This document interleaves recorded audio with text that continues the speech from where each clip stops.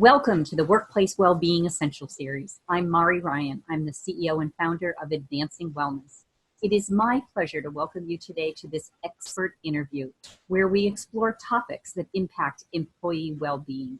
My guest today is Bryan Noar.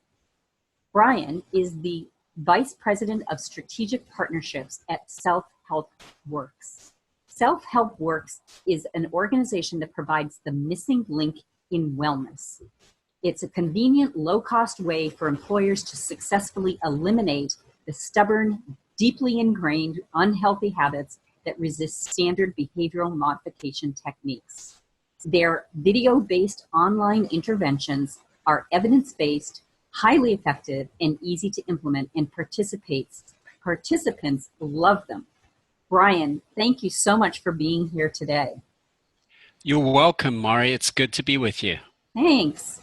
Well, for many years, employers have implemented wellness programs with the expectation that healthcare costs would be reduced. And we all know that behavior change is hard and that it can take years, and literally years, for healthcare costs to actually reflect the changes in behaviors that might come from wellness and well-being programs. And over time, there's been this expectation about return on investment, which has been very hard for employers to achieve. And in spite of that, worksite health promotion professionals and well-being professionals have sometimes found it difficult to be able to build that business case for their budgetary resources that they're requesting. Now, recently, your company, Self-Help Works, published a report that outlines some of the lifestyle and health behavior that represents the key cost drivers for employers. I'm curious, Bryan, why this report and why now? That's a great question, Mari. Actually, it started several years ago when I first came to work at Self-Help Works around 7 years ago now. We had a very large client, a wellness vendor, very nationally known. I can't mention their name because of our NDA as part of our contract, but they came to us, and at that point in time, they'd just been doing business with us a very short while, a couple of years, and they said, look, we want you to look at some numbers that we've got, and we think we made some mathematical errors. Can you take a look? And what they had done is they had compared the annual health risk assessments of about 60,000 participants who had gone through one or other of our online programs, and by comparing the back-to-back health risk assessments, they had some very significant reductions in health risk for these individuals, and they didn't really believe that the programs could be that effective. So they asked us to look at their math. Well, of course, after we did that and proved out the math, we said, do you mind if we use these numbers? And they said, sure. So at that point in time, I was actually in charge of our marketing side of things. So I did up some slides and we incorporated into our presentation about how these folks had reduced health risk. And then every time we presented, the prospect would say, well, what does this mean in terms of dollars? So, for instance, with tobacco, it's a very difficult issue to deal with, but to be able to say that, here's a real life situation where a third of the people had reported quitting smoking and remained quit, someone would say, well, what does that mean in terms of dollars? So I started trying to look in the literature and find out the dollar costs per employees of these very difficult to break behaviors. And I couldn't find the right information anywhere. I found a lot of things about what behaviors cost at a national level, but I couldn't find anything that reduced it down to an employee level. And I'm actually a CPA by profession. So of course, for me, this was a big personal challenge, is to try and actually produce accurate, representative rather than misrepresentative numbers. And anyway, long story short, our team, over a period of about a couple of years, started a deep dive into the literature, trying to specifically find studies which isolated the costs of different behaviors down to per person, per adult individual level rather than a national level. Mm-hmm. And we had a really hard time doing this, but eventually we'd found enough information. And I want to be clear here, we're not scientists. This isn't what I'm talking about, a thorough scientific literature review. We did it initially for our own purposes. But eventually, once we got the numbers together, I started working up the numbers on what this would mean to a company. And they were so incredibly astounding. We said, this was produced initially for our own internal use, but it's something that the entire healthcare and wellness industry needs to know. Because every time someone like a broker looks at a solution or a C-suite, they say, well, what does this mean in dollars?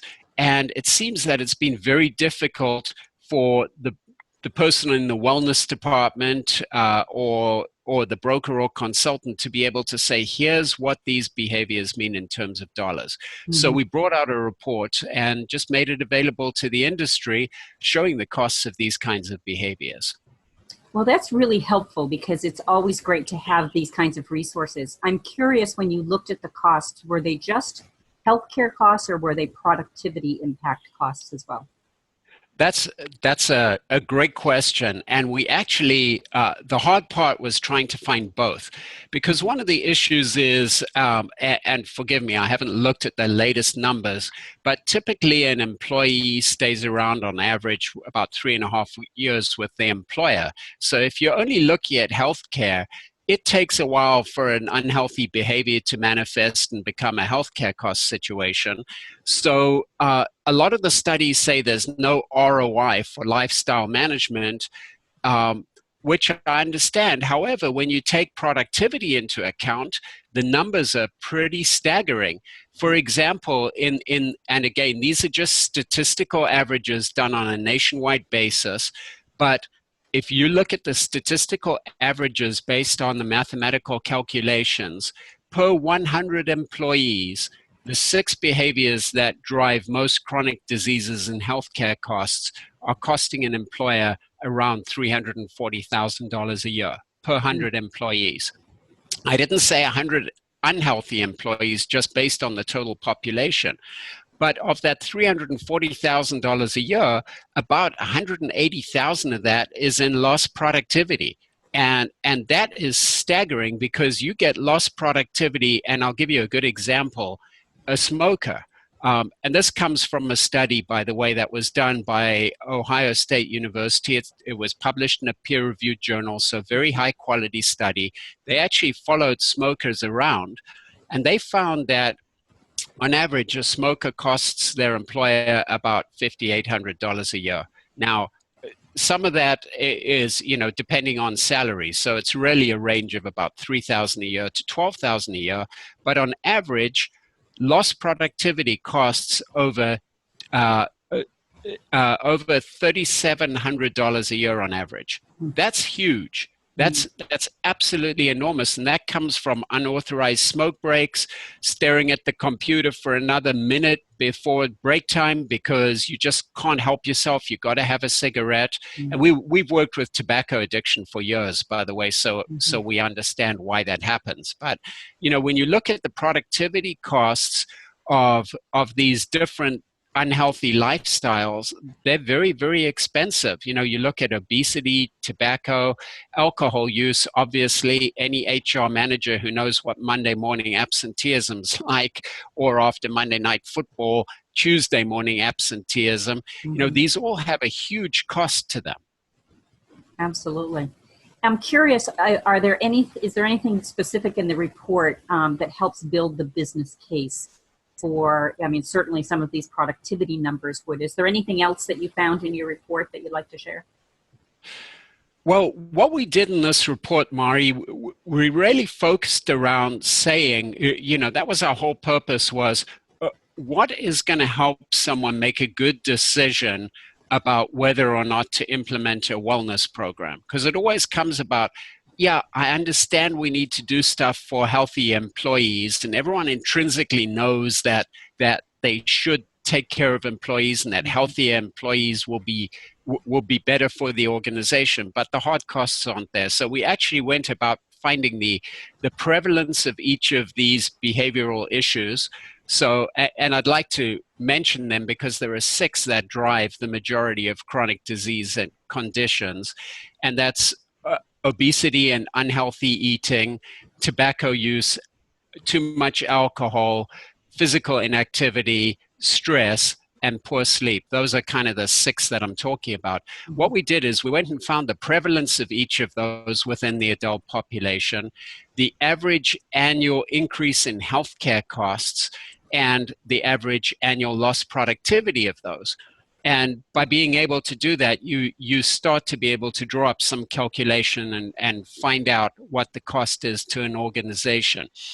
And then we also added to this report insights as to just interesting things. For example, it's very encouraging at first blush that the smoking rates have gone down. In fact, we were in the middle of doing the report, and according to the CDC, 15.5% of the adult population smoked. We were just about to publish, and then they changed their site and said, no, now the latest census says it's 14% smoke.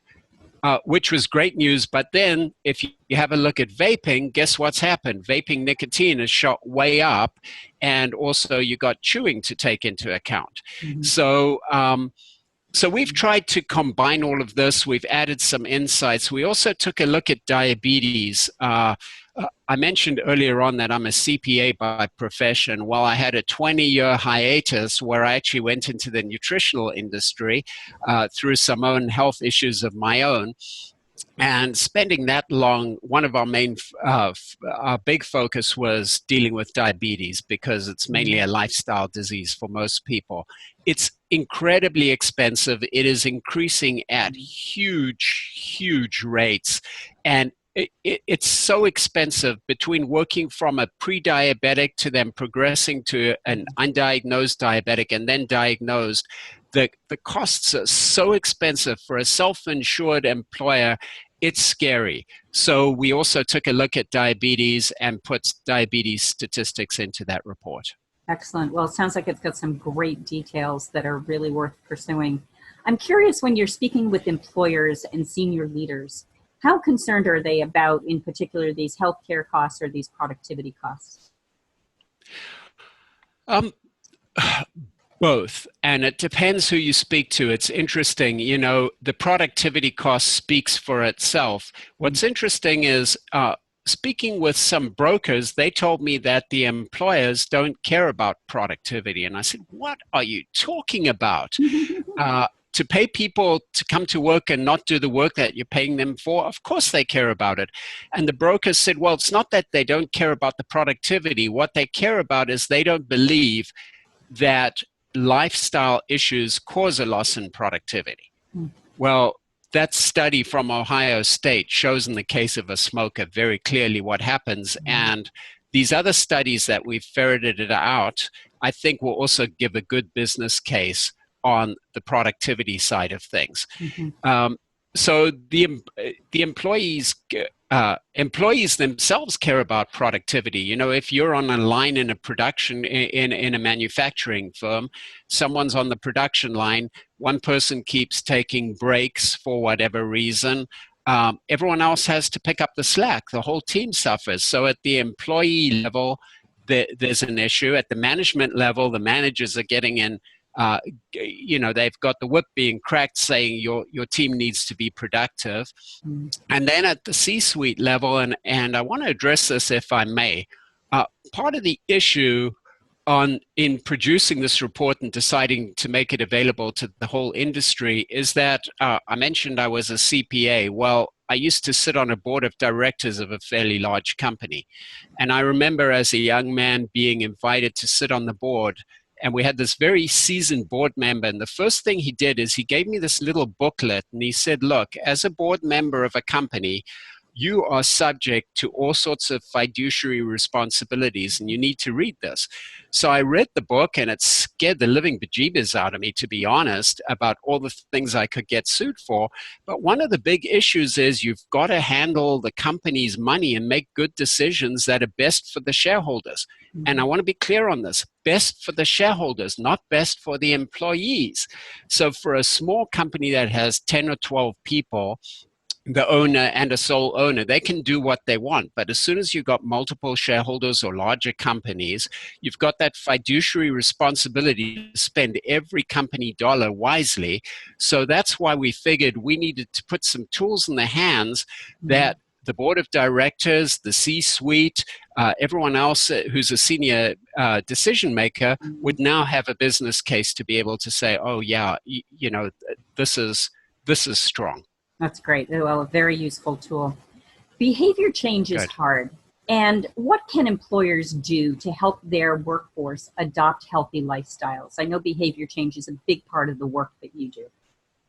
Well, it certainly is. And I'm pleased you asked me that question, because one of the biggest mistakes I see is that companies try and implement a one-size-fits-all wellness program. Well, go out on the street and look at the next 10 people that walk past you. They don't all look the same. They're different shapes, different sizes, different in every respect. And guess what? The way they think, the way that they behave and act is completely different. And I'm going to give you a very stark example here. I used to be obese. Fortunately, I'm not anymore. But when I was a little kid, I remember being so unbelievably intimidated. And I was a very good swimmer, by the way. I was incredibly intimidated to get into a swimsuit because all these rolls of fat would cascade over the swimsuit, and all the kids used to tease me. So I didn't want to swim, but I was a very, very good swimmer. So that's an example of what happens when you implement a one-size-fits-all wellness program. One of the easiest things to do is you do subsidized gym memberships or an on-site fitness facility or something like that, and you build a challenge around it, and you get everybody all excited to go to the gym, and you think you're building morale and everyone's going to go and do team workouts and all the rest of it. Well, guess what? The folks who love the gym, who love to work out, are now getting a free benefit that they would have been willing to pay for anyway. But now it's coming out of company budget. But the very people who you want to help, the people who are out of shape, the people who may not look fit, may be embarrassed to be seen in fitness clothes or not doing as well. So they feel alienated. So this is an area of sensitivity. It's absolutely critical in any kind of an employee wellness program to meet your people where they're at and find the different types of interventions, activities, etc., that fit each segment of people. The hardest one to deal with is the behaviors that have an emotional component to them. And I can speak with some authority on this because I used to be obese. And I went through all sorts of teasing growing up. I remember my teenage years, how difficult they were, because the other kids in high school, and by the way, I grew up in a country with very little obesity in Central Africa. And the other kids would take it out of me at all costs because of my weight. And I'd go home in tears as a young boy to my mom, and I'd say, I'm so fat. And she'd say, I love you as you are. And then she'd say, try and eat less. And I'd try and eat less. But guess what? There was this voice in my head that said, Bryan, you need to eat more. You need to eat more. You need to eat more. Well, now that I'm in the industry I understand what was going on. We don't just have one part to our brain. We have three parts to the brain. We have our thinking part of our brain. We also have our emotional part of the brain. And we also have the reptilian or survival part of the brain. They all work together. And what happens is when you develop a habit for either comfort or for pleasure, and you keep repeating that behavior over and over again, it develops neural pathways within the emotional part of the brain. And your brain literally sends you subconscious signals that says, I need to do this habit to survive. And now when you're working with your health coach and the coach is saying, try and not have that second helping and try and stay away from pizza and stay away from candies, and all these things that have helped build this neural pathway and make you comfortable. Now that you're being told not to do that, that part of your brain starts firing off saying, feed me, feed me, feed me. And you're saying, but I don't want to feed you. And it makes you less comfortable. And you've got this never ending cycle. And eventually you can't take the discomfort anymore. You break down and you eat or overeat or binge or whatever. That applies to food, alcohol, tobacco. Believe it or not, even things like insomnia have a cycle like that, and stress.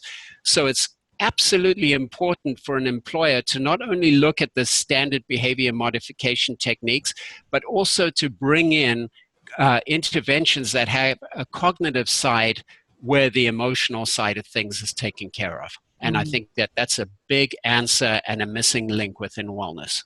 Well, thank you for sharing your personal experience with that. I'm sure that that was very difficult and probably, has taken you years to be able to work through that situation from what could have been considered a traumatic experience as a child. Well, you're welcome, and I would just hope that some that hear or see this just take that to heart and understand that each individual is different, and don't cast judgment. Just meet them where they're at, find appropriate solutions for them where they're at, and help them fix their problem. Such sage advice. Thanks so much for sharing that. I'm curious, are there any other insights you'd like to share from your report that our audience might be able to benefit from? Let me think about a couple. Give me well, here's one that I was pretty shocked at when we were doing the research. When we think of alcohol, we're thinking of alcoholism, right? Well, alcoholism affects about 6% of the adult population. So it really doesn't affect a big portion of your workforce. But there's another kind of an alcohol issue that most folks overlook, which is binge drinking. And I think these numbers are going to shock an awful lot of your audience. 1 in 6 adults within the workforce binge drinks. And not once a year, Mari, 4 times a month. That's a weekly binge drinking, and binging being defined as 7 drinks or more. That is scary. If you think of what that does to productivity in the workforce, it's scary. So that one is one that we talk about in the report. Another one is physical inactivity. Most people think of physical inactivity as not getting enough exercise. Well, 25% of the workforce is pretty much 100% sedentary. They may walk to their desk, they look for the space in the parking lot that's closest to work so that they don't have to walk far. They will do whatever they can to avoid exercise. And that's a very scary one that we talk about a little bit. And then another one is poor sleep. Most people don't know it, but if you have a look at people who get less than 6 hours of sleep a night, the mortality raise from 6 hours or less of sleep is about 13% from all causes. That is absolutely huge. And the kind of chronic diseases that happen due to not enough sleep are enormous. So I think that's something that needs to be looked at. We also talk about stress and tobacco and a bunch of other things in the report. Well, it looks like there's a lot of great insights in that report. So thanks so much for sharing that. And if our audience wants to obtain a copy of this report, where can they find that, and where can they get in touch with you? Well, the report is available from Self Help Works, and you can go to our website and find it there. But the easiest way is a direct link to the report, Mari, and why don't we just put it on the screen? I think that's going to be the easiest way. And it's the special report on the behavioral costs. They can download it. There's no charge. All I do ask is that they share it around, and that together we educate everybody in this fine country of ours about just how damaging these behaviors are, and how badly there's a need to go and help employees who are struggling with them to get over them. Well, thanks for the great work that you're doing for publishing this report and making this information available so many of us have it at our fingertips. And thanks again for sharing your insights and experience with us today. Thanks, Bryan. Oh, you're quite welcome, and thanks for having me on, Mari.